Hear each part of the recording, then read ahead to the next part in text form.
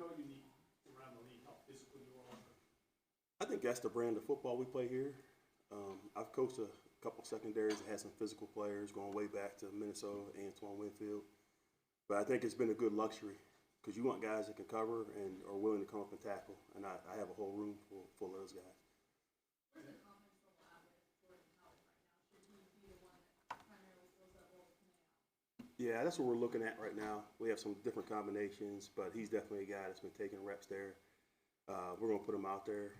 He's able to play multiple positions, but he's gained confidence. And you gain confidence as a young guy through reps. So I feel good about him being able to step up in that role.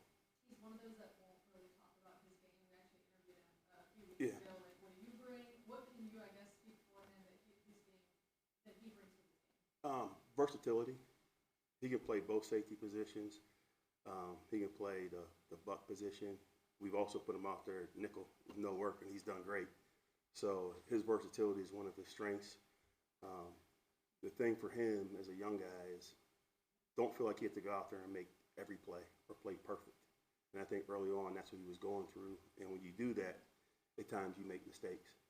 So I think through getting reps, being in the preseason games, being in the games, that he's gaining confidence and getting better. So what have you seen from Jordan Love? He doesn't seem to take a lot of negative plays. He seems to protect the ball pretty well. Yeah, he's a very athletic quarterback, but he's a pocket passer. He's really not a runner. He kind of reminds me a little bit of Deshaun. In terms of veteran quarterback, a similar style, similar type of athlete. He definitely has the arm strength. He's a problem when things break down. He can create plays with his feet. It's a problem trying to get him down, if you're rushing for. But, he's young. I know it's his first year there, but you can see all the signs are there. I think he's going to be a tremendous quarterback. You expect them to take more shots over the top, knowing that, it's Howden's first chance, and also with the Green Bay receivers. I mean, a lot of these guys are new names, Wicks, Dobbs, some of these, deep rides that they're on. Yeah, they're a vertical passing team. So I mean, for me, the secondary coach, I expect that every week. So, and I just rely on our guys playing our technique. And to me, if they want to take shots, it provides opportunity for us to make plays on the football. So we'll see what happens. I know you weren't here last year, but the joint practices with the Packers, is that tape that you're able to go back and look at and get an evaluation? Maybe. What do you think? I might have peeked at it. Well, the cost of doing business that DA talks about sometimes with getting defensive holding, is that how you all look at it? You get physical, and every once in a while you might get a holding call, but it's over the course of the game, it's going to pay off for you all in the long run. Yeah, when I talk to those guys about playing press technique, I'm very demanding in terms of staying on the body. You got to stay on the body, so when the receiver gets down the field, the quarterback got to make a decision. So I want to throw when this guy is that tight in coverage. So we're always trying to stay on the body, and doing that, sometimes you get penalties. I tell the guys, when the first one's on me. After that, then it's on them.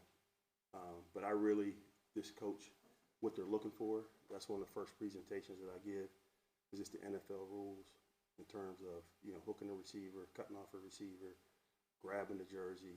So I want them to understand what different officials are looking for in terms of that type of penalty, but at the same time, I want them to be aggressive in coverage.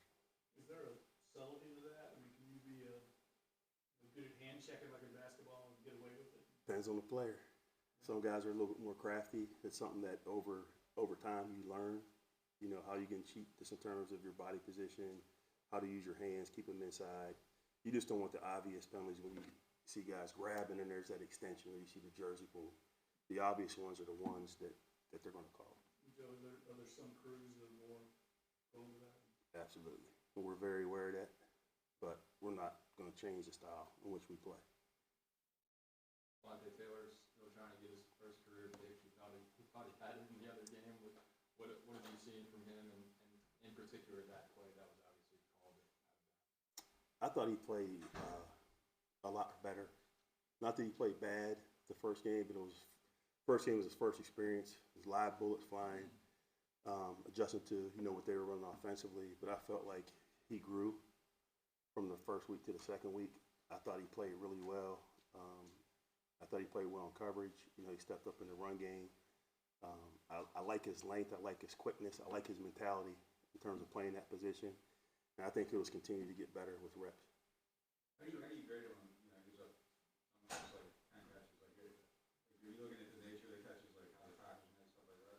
Yeah, because every coverage you have has a strength and a weakness, right? So you try to minimize them by executing with the proper leverage or the proper technique. So if they have a completion, but you get them to throw the ball where you want them to, then that's good on our part. It's normally all the plays you guys see, the explosive plays, in bad leverage, trail position. The obvious ones are the ones that, we're not executing correctly. But some of those catches are okay. So right after the game, some stats said Lattimore gave up one catch, and then I think he told someone he didn't, so can you clarify which one it was? Like I said, some catches are okay. It's not always man, and hey, if they catch the ball, oh my God, like I said, as long as we minimize the gains, that's the most important thing. If we eliminate the deep balls down the field, make them throw the ball underneath, then we're going to make them work the ball down the field, and that's really what we're trying to do. He played an extremely clean game. Technically, I gave him a couple minuses because I didn't want his technique grade to be that high. I told him he laughed, but he played a really clean game. You always have to have something to build on, right? You can't give someone a perfect game every week. There's no doubt. With him, DA was talking about how it felt like he came to camp really focused this year. Do you notice a difference between like preseason Marshawn and then week 1, week 2 Marshawn in terms of how locked in he is and things like that? He's very good in the meeting room. Very smart player. Kind of controls the room at times. So for me, it's my first year here, so I was like trying to figure out who he was as a player and how I was going to approach him. But again, he's very dialed in. I think, at times as a player, you can't go 100% on every single play. So I make sure I try to take reps off of him so he can't go 100% when he goes out there and plays. But I feel like he's been the same guy. I feel like when he gets challenged, like you see the matchups with Mike, or if he's against Olave, I think that's when he really gets his juices flowing, when he has those premium matchups. But he's a very competitive player and definitely the leader of our room. No, he said he controls the room. It's just one of those things when he talks, everybody listens. You know what I mean? E.F. Hutton, right? So when he talks, everybody listens. But he's earned that through his career and through the things that he's done on the football field. It was anything about having that surprised you guys, or maybe was better than you were anticipating. I mean, you don't see like a lot of fifth round rookies that really kind of push into it right away. And training camp, you guys were kind of putting out there the multiple times. Yeah, it's just he had the traits.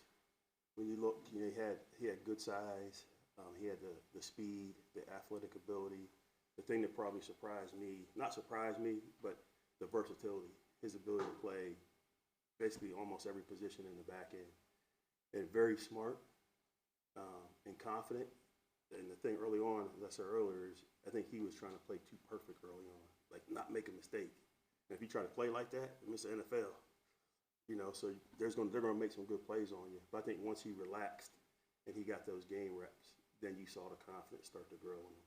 And you saw more of the playmaking ability. Now, he hasn't made the splash plays, but a lot of it, when you watch him, he doesn't get a lot of plays his way because he's doing his job. So you love coaching him because he's going to do exactly what you tell him to do. In terms of what you can share, what do you think has made the third down defense so effective so far? Rushing coverage. It'll never change, ever. It's rushing coverage. We got to put our hands on people to make the quarterback hold on to the ball a little bit longer. And if we're a little bit off, the rush, they got to beat somebody one-on-one. So it just works hand in hand. And if you have those two things going, then you have an opportunity to be really good on third down. How unique is this second level who kind of have to blend both responsibilities sometimes, guys like DeMario and Pete? How Yeah. often are they in that aspect? Nah, DeMario, like I said, he's a pro's pro. I mean, he elevates everybody's game because he holds everybody accountable. And even, as coaches, I'm like, man, I better do a better job, man. He's out there yelling. But he holds everybody accountable. Just in terms of communication, guys executing their jobs. It's never a day off. Never a day off. And then Pete, athletic. Just a freakish athlete is a linebacker. But our ability to be able to play those guys play 3 downs, being able to match up on tight ends and backs, you know, it's just an advantage for us, you know, in my opinion. And then when you put it all together with our D-line and with the guys we have in the secondary, if we just go out and we just do our job, you don't have to do anything special, just do your job, I think we'll put ourselves in position, you know, to be in a lot of games to win them. Is it fair to say that when it comes to third down defense, it's more about you doing what you know you do well versus trying to match up to what the other offense might? No, that's part of it. You know, we're gonna make sure we're putting ourselves in position to create the best matchups, whether it be what we're doing up front with our pass rush games, or how we're matching people up, or what personnel package we put on the field. But at the end of the day, everybody has to do their job. You don't have to do anything special. You know, if you got a certain pass rush game, execute it.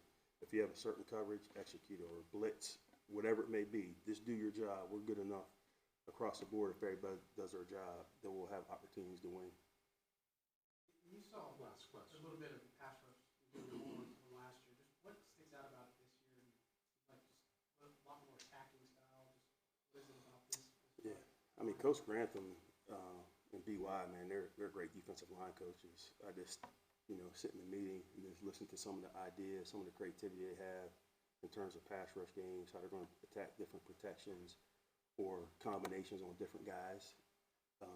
They do a really good job, and I feel like from a talent standpoint, you know, the players that are there. You know, it's a players' game. I feel like we have them. We just got to put them in positions to win. And I feel like right now, DA's doing a great job for their game plans.